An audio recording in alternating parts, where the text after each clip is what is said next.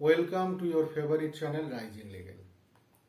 Today in this Indian Evidence Act class, I am going to discussion an important topic, that is the cardinal rule of evidence. Viewers, before going to detailed discussion about that particular topic, I want to say that Indian Evidence Act is one of the major part of the Criminal Measure Act. And in Indian Evidence Act, its object is to let the 1,000 criminals be gone away, but one innocent should not be punished.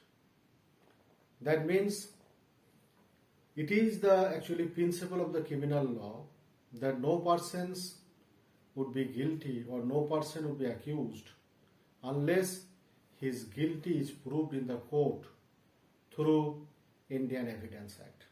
So Evidence Act is a very vital role regarding to punish any persons or to recognize a person accused by the state, because we know that in criminal law it is the responsibility of the state to punish the accused person.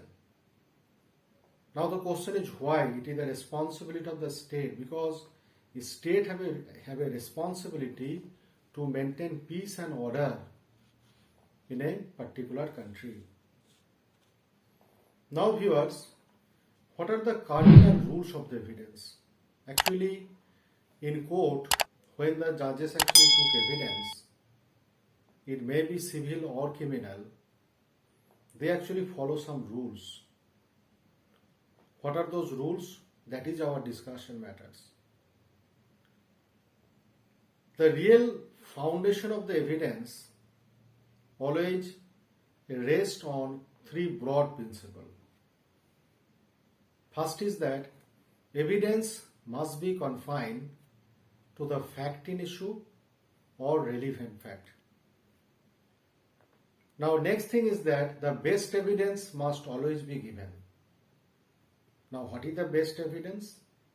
Here best evidence means direct.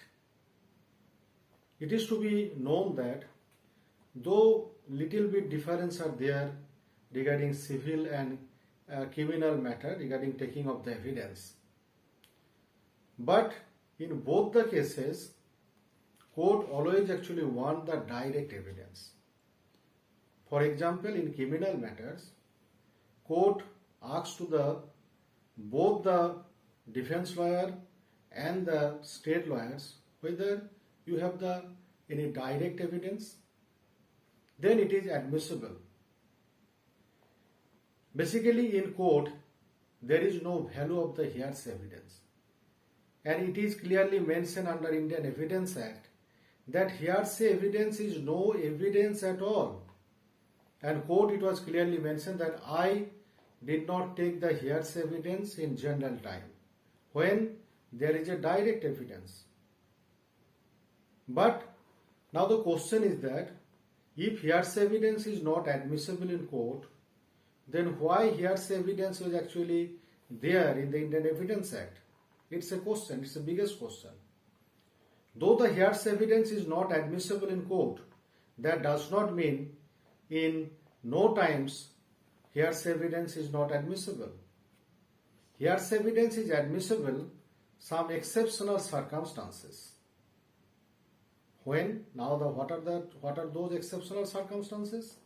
First is that is the dying declaration. Dying declaration under section 32, it was mentioned that the person who is going to die would never lie. That means those persons who are going to die, if they given any statement to the third party, their evidence on that particular circumstances is admissible in the court. Thereafter, another circumstances, that is under section 6, that is the res gestae. Then another exceptional circumstances, that is the expert opinion. In that particular circumstances, generally hearsay evidence is admissible in the court. If you go to the civil side, civil matters, in civil matter also, court always wants to actually primary evidence. Primary evidence means which are original. which are actually for example, original birth certificate, original death certificate, thereafter original voter card, ration card, original Aadhaar card, etc. And secondary evidence, basically court says that secondary evidence actually I not take when there is a primary evidence, but secondary evidence was also admissible in exceptional circumstances. What are the example of the secondary evidence? For example, xerox from the original, xerox from the death certificate, xerox from the any mark sheet, xerox from the birth certificate, xerox from the Aadhaar card, xerox from the voter card. In fact, certified copies are also the secondary evidence. Secondary evidence is also admissible to the court when the original was destroyed, when the original was actually lost, or when the original document was not possible to bring in the court. So secondary evidence was also admissible to the court in that particular circumstances. Now viewers, the next thing is that the three pillars of the actually Indian Evidence Act. What are the three important pillars? On that particular three important pillars, Indian Evidence Act is based. First is that evidence must be original. There must be a proximate connection between the fact or event and the versions of the witness. Second thing that it must be direct. In all circumstances, either civil or criminal, I already mentioned that evidence must be direct. And third thing is that hearsay evidence is inadmissible in the court. Generally, hearsay evidence is not actually admission to the court, but some exceptional circumstances are there where hearsay evidence is admissible.